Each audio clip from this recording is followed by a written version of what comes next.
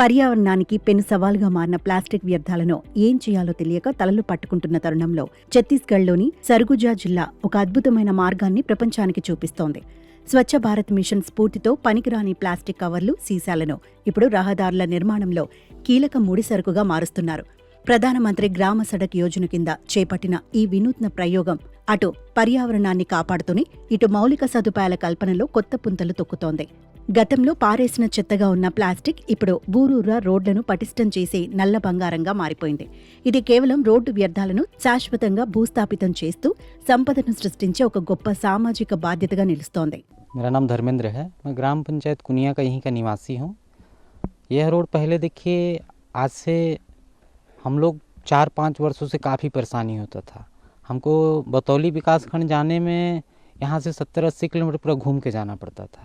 ये रोड की स्थिति ऐसी थी, ये जंगल में है, एक तो रोड इतना दयनीय था कि हमको आने जाने में काफ़ी दिक्कत होता था। और यह रोड बन जाने से हम लोग को काफ़ी राहत हुई और हम लोग का जो बतौली जाने का रास्ता है वो काफ़ी कम समय में बतौली पहुंच जाते हैं। और यह रोड तो हमें आश्चर्यचकित तब हुआ कि हमको जब पता चला कि यह रोड में प्लास्टिक मिक्स करके यह रोड बनाया गया है। और इससे क्या है कि लोगों का कहना है कि यह रोड बाकी जो डामरों से बनती है उसके मुकाबले काफ़ी दिनों तक चलेगी। और इसमें देख रहे हैं ये रोड में अभी बन जाने पे हम लोग के लिए काफ़ी अच्छा हो गया और काफ़ी अच्छा रोड बन गया है। चलाने में मज़ा आता है। चलाने में काफ़ी अच्छा मज़ा आ रहा है। और पहले जैसे रोडों में निकलती थी डामर बनने के बाद उखड़ना चालू हो जाती थी, लेकिन इसमें ऐसी अभी शिकायत नहीं आई हुई है।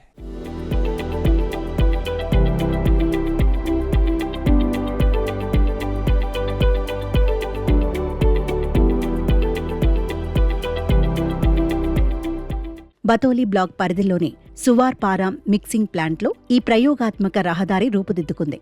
సాధారణంగా రోడ్డు కోసం వాడే డాంబర్, కంకర మిశ్రమానికి దాదాపు 8% వరకు ప్రాసెస్ చేసిన ప్లాస్టిక్ వ్యర్థాలను కలుపుతున్నారు. దరిమాలోని ప్రాసెసింగ్ సెంటర్ నుండి సేకరించిన ఈ వ్యర్థాలు రోడ్లకు అదనపు బలాన్ని ఇస్తున్నాయి. ప్లాస్టిక్ మిశ్రమంతో తయారైన రోడ్లు వర్షపు నీటిని లోపలికి వెళ్లనివ్వకుండా అడ్డుకుంటాయని ఇంజనీర్లు చెబుతున్నారు. దీనివల్ల గుంతలు పడే అవకాశం తగ్గుతుంది. అంతేకాకుండా రోడ్డు లైఫ్ టైం కూడా గణనీయంగా పెరుగుతుంది.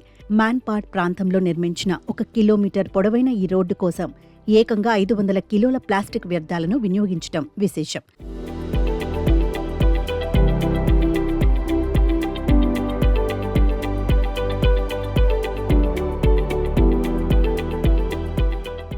ఈ ప్రాజెక్టు కేవలం రహదారులకే కాదు, గ్రామీణ మహిళల జీవితాల్లోనూ కొత్త వెలుగులు నింపుతోంది.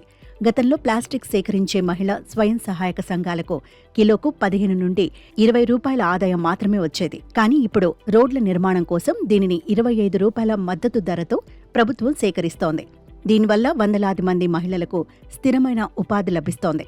జిల్లా కలెక్టర్ అజిత్ వసంత్ ఈ చొరవను జిల్లా వ్యాప్తంగా విస్తరించాలని నిర్ణయించారు. తద్వారా ప్లాస్టిక్ రహిత గ్రామాలు, ఆర్థికంగా బలపడిన మహిళా సంఘాలే లక్ష్యంగా ముందుకు సాగుతున్నారు.